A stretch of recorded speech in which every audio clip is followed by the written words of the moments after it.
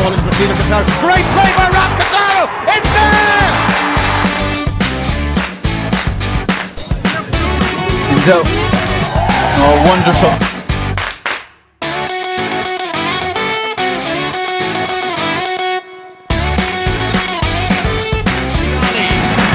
North, Elding, 3-2.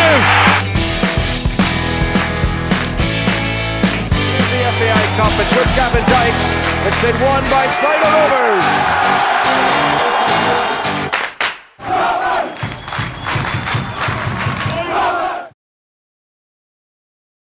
How's things, folks? You're very welcome to episode 4 of The Last Man Back, where this week we're joined by current Sligo Rovers midfielder and the last remaining player from the 2012 league win, David Cawley.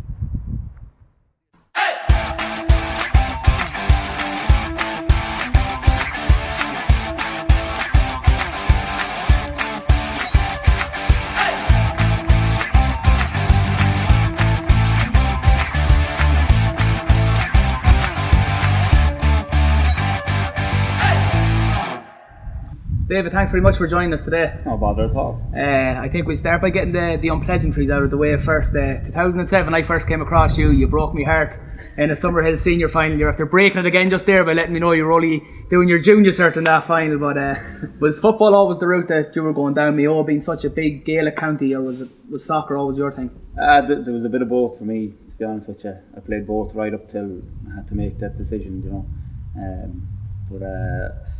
I enjoyed both of them. I had to make the decision to continue with, if I wanted a soccer career, I had to give up the Gaelic. I think under 16s was the last year, so that year, and got my move then to England, and continued on my career from then.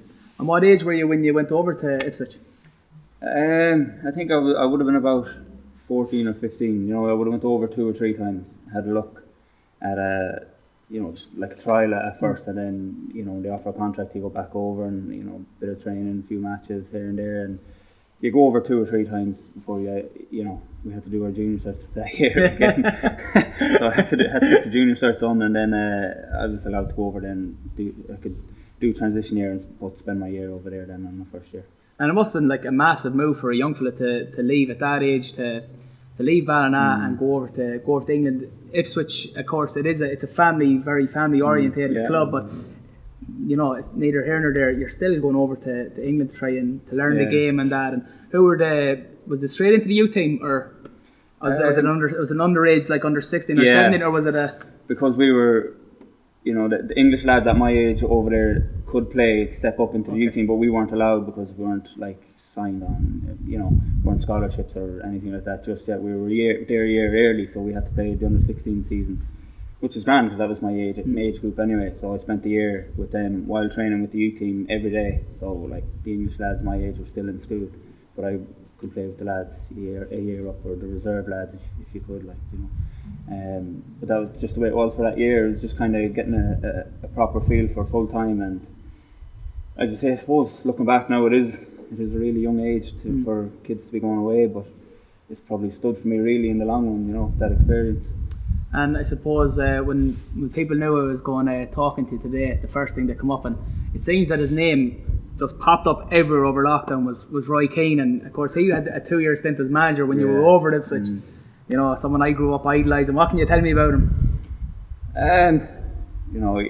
He's a stern man, as everyone, he was as a manager, always demanded the best, the slightest bit of training, lads be messing about or whatever, hitting free kicks, and you just look in the corner of your eye, you see him, he'd be sitting on the football, he'd be scanning around, and if you kicked the 1 or 2 straight over the bar, you'd be getting something off him, but he was a bit stern, and as a young lad, you were kind of taken back by it, maybe the older lads, they'd seen it all before, but the younger lads, you'd be kind of hesitant around them, you'd be like, good morning and everything, and you'd be head down, you'd be gone down the corridor. But that's just the way he was. It was obviously the way he played, and he took it into his management, and the managers he's had, Ferguson, and they're all winners, so he obviously tried to take that into his management, but I think it just went a bit sour then at Ipswich. We didn't, the first team lads, we just didn't have the players that he was demanding,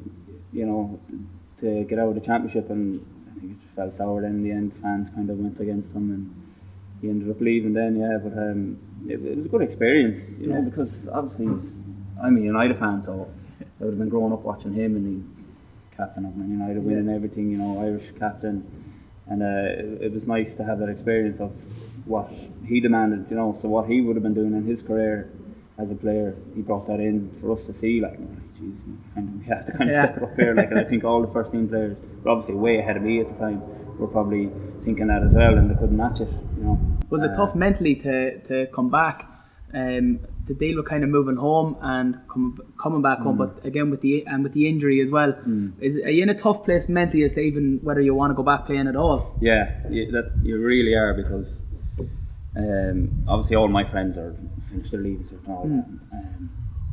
Some of them are working, most of them were not, and it was summertime, and you know I've missed all that crap. You know, haven't done leaving cert, haven't had missed 18s, all the normal stuff, you know. And so that summer, while my knee was mending, I kind of made up for that. Like, but sure, that wasn't doing me any good anyway. You know, I was meant to be trying to mend and get fit.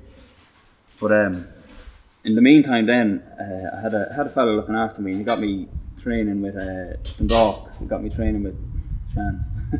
Bleep that out. You can leave that out if you want. But, you know, just trying to get a leg back in the league, kind of thing. Obviously, I didn't know a whole lot about the league, bits and pieces. Seen Rovers win the cup that winter before, and watched them win that. It looked well, like, you know, but my head was still focused on England and that, you know, getting something else. But this fella, anyway, I trained with them two clubs, and he goes, "Oh, I have a club there." And I was like, "All right, okay."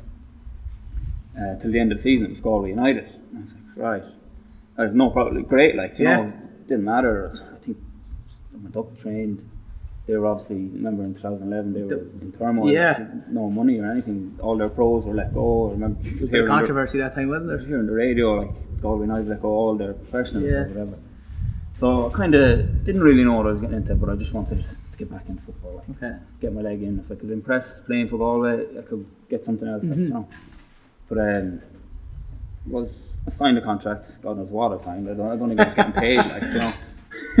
Again, just wanted to play. Money. Yeah, if even. Didn't receive anything anyway, put it that way. So I was up and down for the few weeks, and then they had a game. Can't remember who they were playing. Might have been Pats away or something. So I had no message about meeting or whatever, what was going on with the team. So I rang Sean Connor. You know, everyone knows Sean Connor. So I rang him and said, "What's the story like?" And he said, "Oh, I'll have to get back to you." So the next day came. We were playing Pats away that night, so still no arrangements for me, like, something. What's going on? Phone rings. It was someone in the committee in Galway just basically saying, the FAI have just stopped your registration. Like, you weren't allowed to sign for Galway. And I said, "Oh, jeez, there we go again." So going back to Leo's offer, I was like, you know, I'm going straight in for this with Leo, like, and we'll see what comes from it. Like, you know, I've seen Darryl Horgan the year before was at it, you know, and he obviously made his way down here and obviously done quite well for himself since. So I was just thinking of that, and I was like, I'll take one step at a time, and I'll join that, you know, get back into a rhythm of training every day. So that was it, really, like. So you came, obviously it was 2012, so you came into a dressing room that was full of, at the time, senior pros that had won 2 cups and really had their eyes set on the big prize. Looking back, you had Rogers, Pearsey, McGuinness, so many of them, Kano, Danny Ventry, Joseph. I could go on. You could go on, yeah. Did you know walking into the dressing room, like, this is serious? First of all, were you Cookie or Barris signing? It's another story. Right, okay. Anyway, I got invited down. Cookie invited me down. All right. So it was their pre-season, and for training and a couple of sessions. It was pre-season, so it was a bit of running and, you know, football work out here. From what I remember, I think I spent 2 weeks, maybe a week and a half with Cookie, and obviously he was gone then. He took Darken's job, so I was like, what's going on? Do I still turn up to training tomorrow? Or, you know, like, obviously I was trying to impress Cookie to get a contract, so who do I impress now, like, you know? So I turned up to training, and I was talking to Kieran Kelly, and he was kind of the middleman there, like, he was like, "I know, just keep coming in with," like, nobody knew what was going on at the time. Just keep coming into training, and we'll see, like, you know, whoever takes over might give you a contract. So I kept coming into training, and for me, it was the club I wanted to come to since I've come back, because it was so close to home, full time, obviously top team in the league, and I was delighted to get the call in the first place. So I was flat out straight into training. Lads were just coming back from their off season, so they were kind of taking it easy coming in, and then you have this young lad coming in just tearing into lads. And I remember Davo was saying we were just doing a circle. It was over at the IT. We were just doing a circle, keep ball or whatever. Like, and I was flying around, because to me it was the last chance saloon, to get play football, make a living off football full time. And I think I clattered into Dav, and and he just makes it laugh. A few weeks went on, he'd bring it up then, having a laugh about it, But it was very serious for me, I wanted a contract. I wanted to play full time. Mm-hmm. These lads are all secured in contracts, and then the manager's gone to Accrington, and I hadn't a clue what was going on. So I just turned up the training as normal, and I think Jerry Carr took over for a few of the pre-season games and that before Barra came in. And I remember Jason McGuinness saying to me that Cookie was before Cookie left, he was planning on giving me a contract, so that kind of added to the wounds a little bit, because am I not going to get it now? That type of way. I was overthinking, and then the pre-season friendlies were coming on. I was coming on the last 10 minutes of friendlies. I said, how are you not impressed there? But there was 4 or 5 of them. I think I only played about 30 minutes in all the games. I said, Jesus, this is not going to work. This is no time to impress anyone. Then Keith Dwyer rings me. I think Barraclough got the job. Or was I signed before Barraclough? One of them anyway, but it was in the space of a couple of days. Yeah. Everything happened so fast. Yeah, Keith Dwyer rang me and was like, oh, we want to offer you a contract or whatever. So I was straight down the road, signed the contract over there, and delighted, happy days, that's one step. And then the manager, Barraclough, got the job, and then things kind of set in stone. Then the next job was to, mix up with the senior lads that I could play in the first team, come off the bench. So I kind of took it from there. You fairly announced yourself here, and I know we spoke about it earlier on, because I remember sitting over there in the sunshine and getting sunburned to within an inch of feeling like a rasher that day. But we bet Shams. So it was a 3-0 or 3-1. Danny North got 2, but they didn't score. They didn't score that day, right? But you got a belter that day from you were about 25 yards out, top corner jobber. Yeah, that was kind of. You fairly announced yourself that day. yeah. Because you weren't liked in my house after the Connacht fine for a few years, so all's forgiven. All was forgiven. I was telling everyone I played against him. Leading up to that game, it was my first proper big start at home. I know the week before we played Drogheda away, and that was my start, and the major start in the league, and we beat them 3-0 as well. But this was the big one, because obviously Sligo versus Shams, unbelievable. But he gave me the nod for this one anyway, and I was so nervous driving down. It was an early kick-off, which it was. But thank God it's Sunday or something, wasn't it? Yeah. To me, it was kind of normal at the time, because I was fresh into the league. I wasn't used to 7:45, So, but the other lads would have thought that's a bit strange. Yeah. But that was the big one anyway.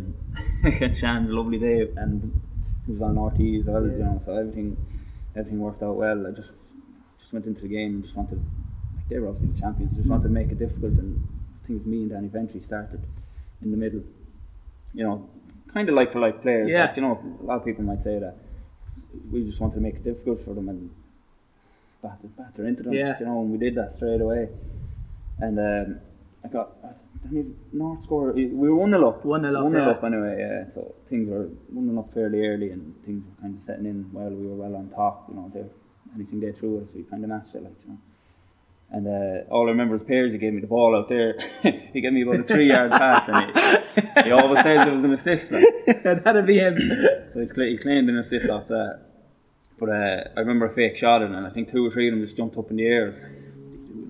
So I just moved it and just hit as hard as I could. Some buzz. So I was delighted then, and I didn't know what to do. First time scoring in front of a big crowd, so I started running around, and then Danny Ventry rugby tackled me. I don't know how I didn't do my shoulder. There's a picture of him just hanging off my jersey, and I don't know why. There's a man you don't want to get rugby tackled by his head. I don't want to get any sort of tackle off that man.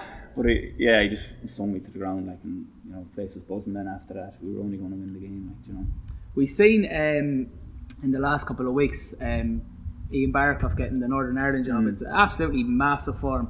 What were his strengths as a manager in that season? his detail, like his detail into the opposition. At that time, I'd never seen it as much like that. You know, at that young age, his just attention to detail against the opposition and that, how he'd have you set up differently against different teams, like, you know. So like at the time, say Shans try to play the nice football, you know, beat you that way, whereas other teams would have beat you more direct. He'd have you set up perfectly, you know. That might have meant of a player losing their position for another player to come in for 1 week, and you know, that's just the way he was. And, you know, it worked perfectly, you know, that year. Anyway, I think we went unbeaten the whole way up until UCD beat us. Yeah, because I often hear unfair kind of maybe. But you hear people say, you know, it was Cookie's team that won the league, but I can't remember if it was Gavin Pearce or Keno that says that, you know, there was games the year we won the league that we drew that we maybe would have lost the year before. So you know, I think Barrett probably doesn't, you know, deserve an awful amount of credit. You know? Look, at the end of the day, Barra won the league with us. Like, you know, it's the one everyone wanted to finish on top of the league and win that, you know, 33 years or whatever it was. Like, you know, put that behind you, and you know, as I say, I hadn't the pleasure to play under Cookie, but I know what type of football he plays. Like, and whichever one of the lads said that about where you draw a game where Cookie might have lost it, I understand, because you'd have our wing backs so high up, the football he played, like, you know. Whereas Barrow, I suppose, you know, if we were away at the Bray and we 1-0 up with 10 minutes to go, we'd have you in and close the gap, like, you know. And if you get a second, happy days. If you win 1-0, same amount of points, like, you know. You were still at the club, obviously, when Ian left. Yeah. How did you take the news, or was it a surprise, or did you see it coming? I think it was more a surprise. It was during the mid-season break, and I was at home. You know, some lads, I didn't go away that year. Some lads might have been away or whatever. I think a message went around to the groups. You know, whatever, Ian and the club parted ways. No, we still took our week off. Okay. So we got that message before, in the middle of that week. Yeah. So we still had the rest of our week off. Turn up Monday for training as normal, as planned. And you know, it was at the time it was probably a bit strange for me, because, you know, I think we had a good relationship, and Ian kind of gave me my chance to, you know, step up to senior football and make a name for yourself or whatever. You know, it kind of gave me my real chance after the disappointments of England. Like, you know. So I was a little bit disappointed, but I'd say most of the lads were. We just won the Setanta Cup as well, like, you know. You know, we won a League Cup and a Setanta Cup, and we had the Europe coming up, so you know, we didn't really know what was going to happen after that, or how the European one might go. Like, you know, we hadn't a clue. He was the only manager I played under at this club, so it was a little bit strange for me. But I've seen it in football before that. I've seen it at Ipswich a couple of times, so, you know, you just kind of have to deal with it, like, you know. So that was it. We just turned up on the Monday then. I know Kane, when I was chatting to Alan, he says that the only regret he has about Sligo is that when we won the league, I mean, the money that came in, and obviously you look around here today, the sun is shining. I'm convinced there's nowhere better in the country to play your football on a day like that. But you look at maybe the likes of Dundalk, who don't play in quite as nice a stadium, but they put the money into the team, and there's arguments for both. So I'm not saying one was right, one was wrong, but do you feel there might have been a slight missed opportunity that we could have maybe built on it, maybe gone on and won another league, another two leagues? Or I think after winning the first one and the next season, I think that was obviously still that was our title to defend. Like, that was still the goal. We still had the players too. I know we lost Jason McGuinness and Quiggs. Mark, obviously they're big, you know, they were massive players on winning the league the year before. But we still replaced them with good players, like, you know. We had a great start in 2013. Remember, unbelievable start. But I don't think we were playing the same football the year before. Okay. You know, we were playing a little bit more direct in 2013, and I think that just ran out eventually. You know, that Pats team, when they beat us above, I think that was the turning curve. Yeah. You know, that gave them their tails. They were so close, of course, the year before. It was, of course. So they were still building on something, you know, like Sligo were building on just before, years before, you know.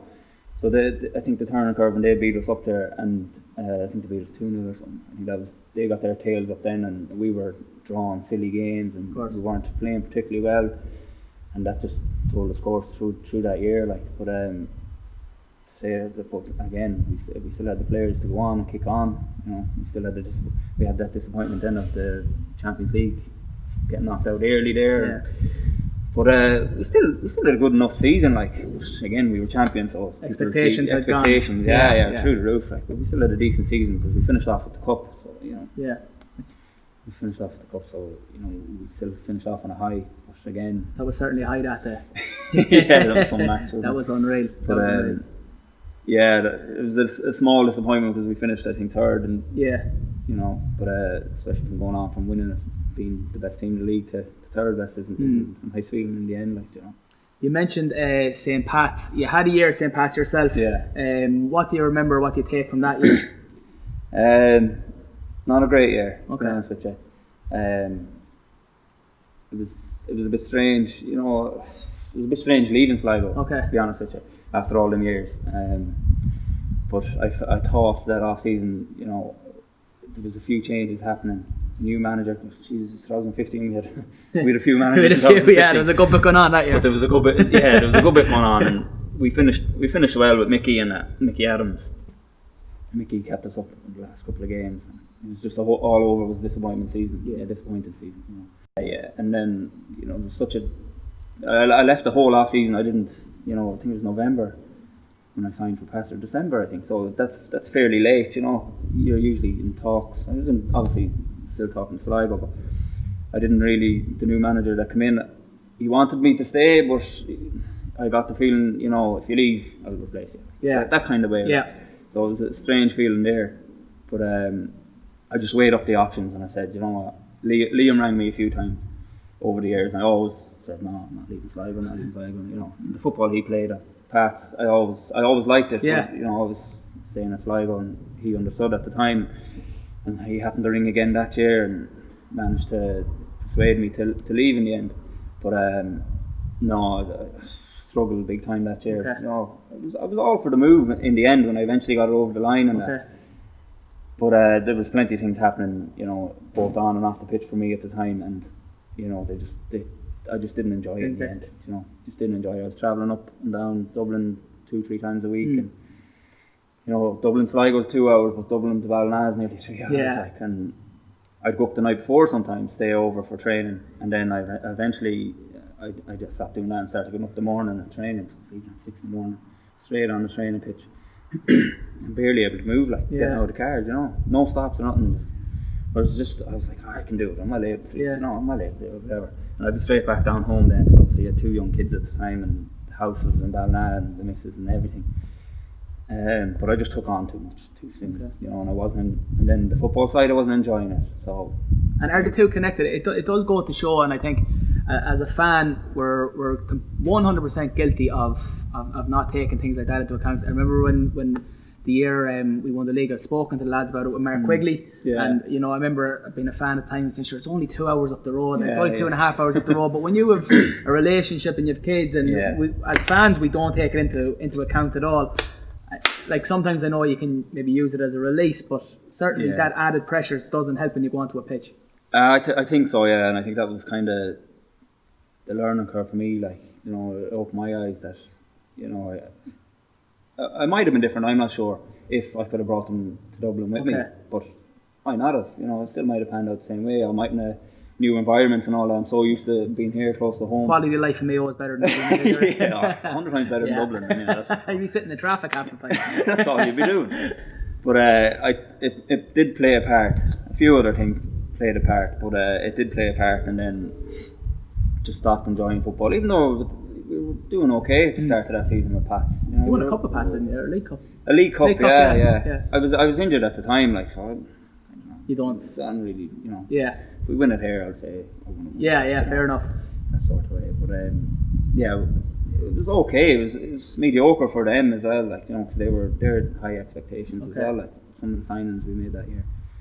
But it went a bit sour again, and I stopped enjoying it, and you know, didn't really want to be there. So I was there anyway, like, you know, and then eventually, I think me and Liam came to the decision then, you know, I was like, do you want? Like, I asked him, could I leave, and he was like, no, he didn't really want me to leave, but he understood. Like, at the same time, he was very understanding, and it was only Galway at the time. Then they were kind of ringing me did I want to leave to join them, but I was in between stay to play in Europe and finish out my contract. I didn't want to give up on 1 year, play there 6 months or whatever, and so I was in between there in the summer window, and I was like,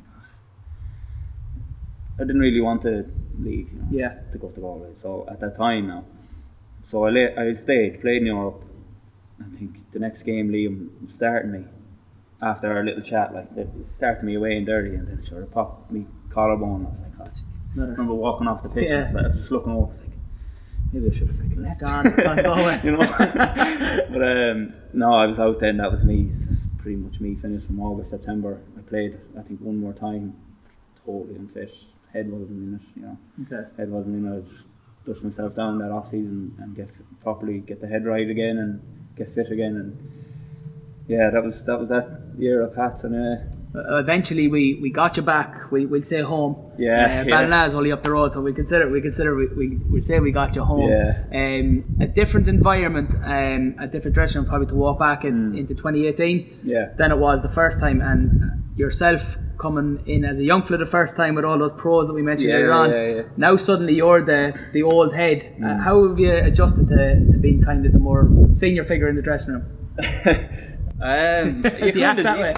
kind of just deal with it, like, because as you said, I was probably the youngest. Definitely Lynch were the youngest here in that first year, and all the lads obviously looked after us or whatever. So I kind of learned from that as I went on what they were doing with us, that I had to help out our young lads, so I didn't really think about it at the time. I was just so happy to come back. Because that year I left Pats, it kind of made me realise I just want to be back here. I want to be back in Sligo, but it didn't for the year in between. 2017, it didn't go to plan for whatever reason. But Galway kind of helped me in a way. It's a little bit further away from home, but it helped me get back to enjoying football again and being home when I want to be home and look after them other bits and pieces. So that year at Galway kind of gave me that lift, and then eventually came back. Found my way home. Found your way home eventually. And Liam's there again. Liam's took over again here. But we did have a very young squad, but I didn't think we were that young until you kind of mixed it in with the lads, because I didn't know a lot of lads. I knew Regan Donlan, and who else is here? I knew Slings, but I didn't play with Slings. So there was only a few lads. So I knew Raf. Raf was the most senior lad there the year I came back. So I was kind of mixing it with them until I got to know the lads and that. But I was looking around, it didn't look that young. A few young lads coming through. But then one day Kyle was saying to me, I think he turned 22. His birthday, Kyle McFadden's birthday was, and this was. This only 2 years. Yeah. So I was looking at him.